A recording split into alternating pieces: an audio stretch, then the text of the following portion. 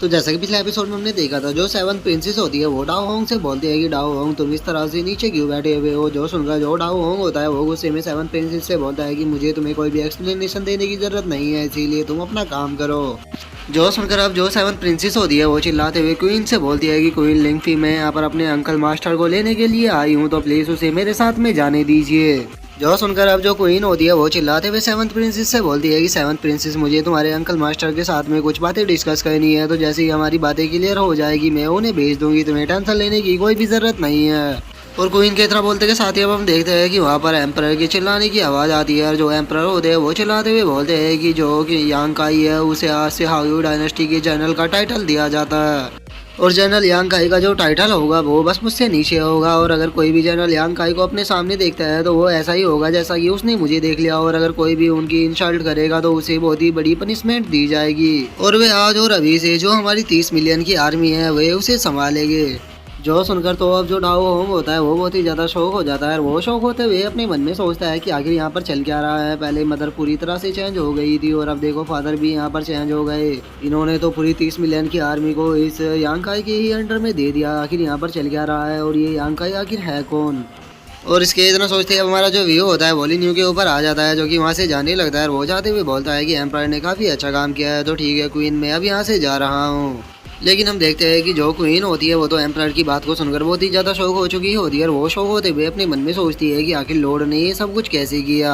और क्वीन ही अपने मन में सोच ही रही होती है, लेकिन तभी हम देखते हैं कि जो लिनियो होता है वो क्वीन के पैलेस से बाहर आ जाता है, और वो बाहर आने के बाद जो दोनों प्रिंसेस होती है उनसे बोलता है कि तुम दोनों यहाँ पर क्या कर रही हो। जो सुनकर अब जो वे दोनों होती है वो लिनियो को ग्रीट करते हुए उससे बोलती है कि जनरल यांग काई, हम यहाँ पर आपसे ही मिलने के लिए आए थे। जो सुनकर अब जो लिनियो होता है वो डाओ होंग की तरफ देखते हुए उससे बोलता है कि आखिर तुम यहाँ पर क्या कर रहे हो। जो सुनकर जो डाओ होंग होता है वो लिनियो से बोलता है कि जनरल मैं भी आपसे ही मिलने आया था। जो सुनकर जो लिनियो होता है वो मुस्कुराते हुए डाओ होंग से बोलता है कि डाओ होंग, तुमने जो फास्ट में किया था वो गलती अब दोबारा मत करना, क्योंकि अब तुम्हें दोबारा मौका नहीं मिलेगा। जो सुनकर जो डाओ होंग होता है वो थोड़ा उदास होते हुए बोलता है कि जनरल मैं आपकी बात को समझ गया। जो सुनकर अब जो लिनियो होता है वो दोनों प्रिंसेस के साथ में वहाँ से जाने लगता है, लेकिन जो डाओ होंग होता है उसे तो लिनियो के ऊपर बहुत ही ज़्यादा गुस्सा आ रहा होता है, और वो गुस्से में अपने मन में सोचता है कि बास्टर्ड यांग काई, मैं तुम्हें जिंदा नहीं छोड़ूंगा,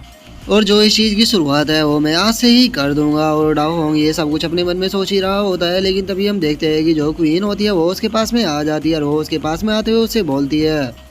बेटा एक चीज़ याद रखना, अगर तुमने दोबारा से जो जनरल यांग काई है उसकी डिसरिस्पेक्ट की तो तुम्हारे लिए सही नहीं होगा, मैं तुम्हें पर्सनली पनिशमेंट दूंगी। जो सुनकर अब जो डाओ होंग होता है वो भी घबराते हुए हाँ बोल देता है, और वो अपने मन में सोचता है कि मुझे समझ में नहीं आ रहा कि मैं क्या करूँ, क्योंकि मदर भी यहाँ पर मेरा साथ नहीं दे रही, तो फिर आखिर मैं इस यांग काई से अपना बदला कैसे लूँगा। लगता है अब इस यांग काई से अपना बदला लेने के लिए मुझे कोई दूसरा प्लान ही बनाना होगा, जिससे कि मैं इसे एक ही बार में ख़त्म कर सकूँ। और डाओ होंग के इतना सोचते ही हमारा जो व्यू होता है वो सेवन प्रिंसेस के पैलेस के ऊपर आ जाता है, जहाँ पर कि लिनियो और सेवन प्रिंसेस बैठकर प्रैक्टिस कर रहे होते हैं। जो लिनियो होता है वो सेवन प्रिंसेस से बोलता है, जिस पर्सन को मैंने तुम्हें ढूंढने के लिए बोला था क्या तुम्हें उस पर्सन के बारे में कुछ पता लगा। जो सुनकर जो सेवन प्रिंसेस होती है वो लिनियो से बोलती है कि यंग मास्टर मुझे माफ़ कर दीजिए, लेकिन उन पर्सन के बारे में मैं कुछ भी पता नहीं लगा पाई।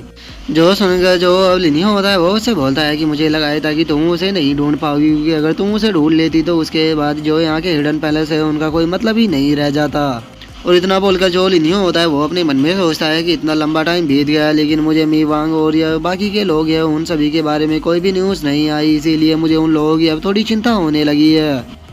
और लिनियो सोच ही रहा होता है, लेकिन तभी जो सेवन प्रिंसेस होती है वो लिनियो से बोलती है कि यंग मास्टर लिनियो, अभी मुझे एक चीज़ के बारे में पता लगा है कि जो एल्डर ब्रदर है उन्होंने काफ़ी सारे लोगों को बुलाया है जो कि जीयून डायनेस्टी से है, इसीलिए मुझे लगता है कि जो बिग ब्रदर है वो आपको मारकर अपना बदला लेना चाहता है, तो क्या आप वहाँ पर जाना चाहोगे। और सेवन प्रिंसेस की इस बात को सुनकर जो लिनियो होता है वो मुस्कुराते हुए उससे बोलता है कि जो डाओ होंग है वो समझ चुका है कि वो मुझे कभी भी नहीं हरा पाएगा, इसीलिए वो जीयून डायनेस्टी की मदद ले रहा है ताकि वो मुझे मार सके।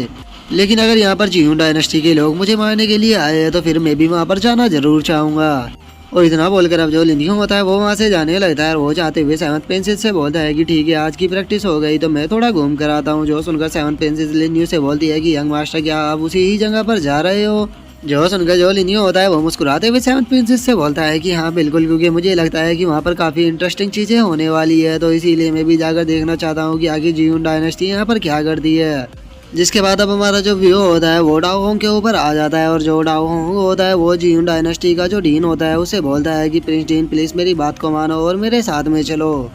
जो सुनकर वो जो डीन होता है वो डाओ होंग से बोलता है कि डाओ होंग जो किंग शोंग था उसको तुम्हारी फैमिली के अंदर मारा गया है और उसका जो मर्डर है वो भी अभी भी तुम्हारी फैमिली के अंदर ही रह रहा है और मैंने तुम्हें टाइम दिया था कि तुम टाइम के रहते उसे मुझे हैंड ओवर कर देना, लेकिन तुमने उसे मुझे हैंड ओवर नहीं किया तो अब मेरी जो जियोन डायनेस्टी है वो उसे अपना आप ही ढूंढ लेगी। जो सुनकर अब जो डाओ होंग होता है वो उस बंदे से बोलता है कि प्लीज़ मुझे थोड़ा और टाइम दो, थोड़े टाइम में ही मैं उस पर्सन को लेकर खुद ही तुम्हारे पास में आ जाऊंगा।